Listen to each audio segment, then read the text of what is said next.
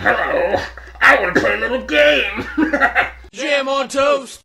Hello and welcome to the Jam. I'm Cameron. Today the toast is to Scream. This is the start of SourcefedNerd's movie club reviews that are going to be October Horror Festy, and let's get to it. The short sale on this one is that a small town called Woodbury is revisited by a slasher killer, but this time he seems to be targeting teens. Okay, so first, some notable cast in this, because, man, is there a lot of it. There's Drew Barrymore at the very beginning. Henry Winkler comes in as the principal. Liv Schreiber as the suspect as the last slasher killer. Skeet Ulrich as the concerned boyfriend playing across from Neve Campbell, whose best friend is Rose McGowan. They also are friends with Jamie Kennedy. And a living cartoon that's Matthew Lillard. On top of that, we have Courtney Cox and David Arquette.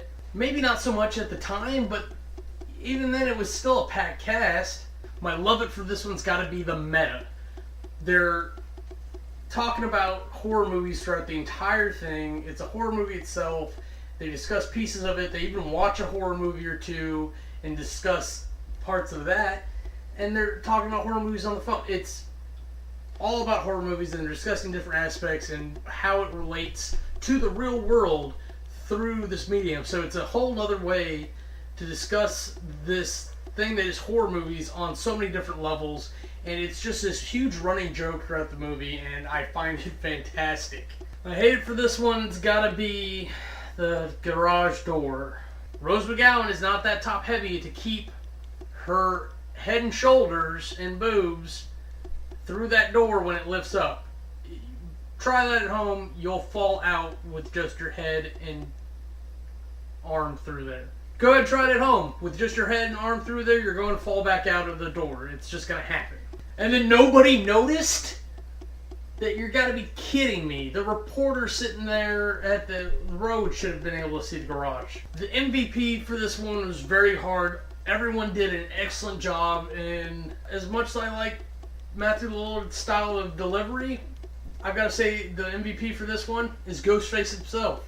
That has become an iconic mask for slasher killer movies in general, and it's actually set up a formula of sorts to make not only its own franchise of Scream, but other movies to not only make fun of that franchise, but kind of like a subcategory of a subcategory. Scream-like slasher horror. I can't say that we're all thankful for that, but hey, it's part of what it is. On to the categories. Aesthetics. The movie looked fine. It's a movie, I think, designed for theaters, because it's designed to be in a dark room with people huddle up, being quiet. So if you watch it at home or in an apartment complex, you hear noises and it's daylight and the lights are on, or you're doing something, and it breaks the immersion. It really requires certain things. So I found a lot of the aesthetics to this just to be kind of plain, nothing phenomenal.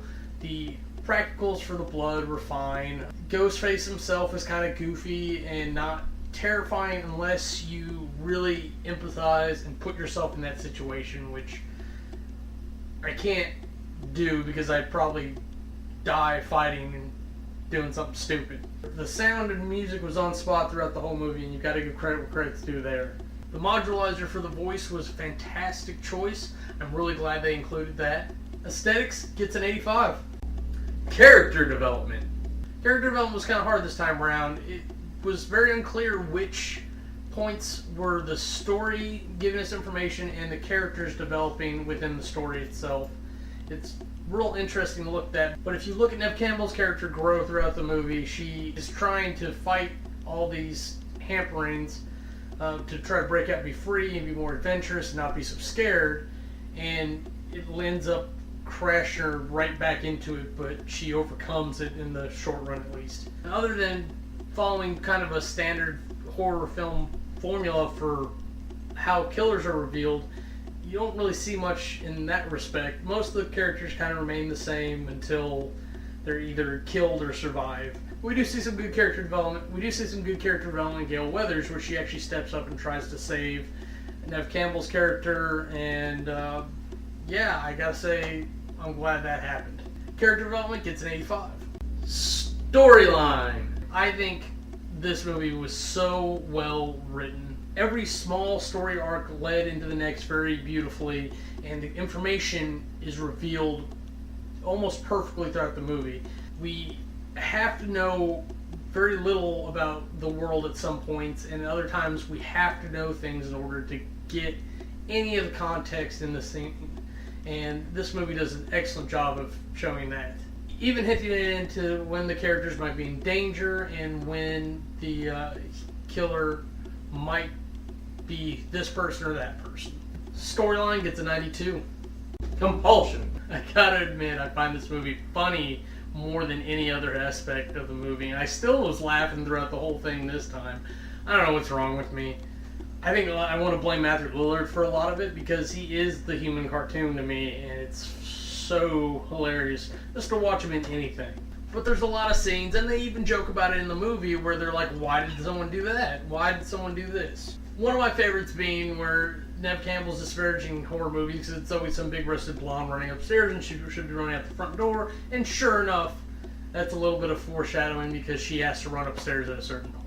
I just delight in things like that. And of course, comparing all the dirt humor and slasher humor, if you will, in with the meta of horror movies being discussed in a horror movie compared to real life is just delightful to me. And I have for a long time had this as a top movie, being on par with American Pie as a comedy. Compulsion gets an 88. Now if you total all this together, we get an average of 87.25. For my rep review, I gotta say again that this is an iconic movie in the horror series. Even if it's not one that everyone loves, it's one that everyone knows, and it's sparked and inspired other realistic slasher horror movies that are out there today.